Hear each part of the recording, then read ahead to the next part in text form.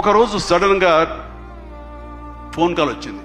బాబుకి చరణ్కి ఒక దెబ్బ తగిలింది సార్, గవర్నమెంట్ హాస్పిటల్కి తీసుకెళ్ళాను. కానీ ఎలా ఉంటుంది, ఏం దెబ్బ తగిలింది, ఎంత తగిలింది, ఎంత ఇదేంటి, ఈ యాక్షన్ సీక్వెన్స్ అంటున్నాడు మాకు తెలుసు అనేసరికి ఏం దెబ్బ తగిలింది సార్, మీకు ఫోటో పంపిస్తానని ఫోటో పంపించారు. ఫుల్ ఈ కన్ను కన్నంత ఎర్రగా అయిపోయి కిందంతా రక్తధారతో వస్తే ఆ స్టిల్ చూసిన తర్వాత కన్నుకి ఏమైనా అయిందా, కన్నే పోయిందా అనే భావంతో కంగారు పడిపోయాం.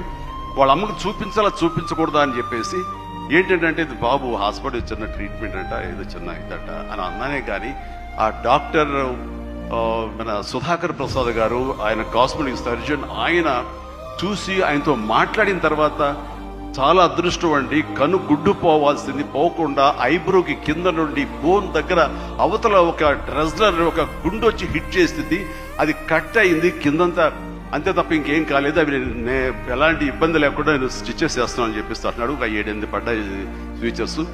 ఆ తర్వాత అన్న తర్వాత ఒక సై ఆఫ్ రిలీఫ్ అమ్మాయి అప్పుడు చెప్పిన వాళ్ళ అమ్మకి పెద్ద ప్రమాదం ఏం కాదని చెప్పేసి.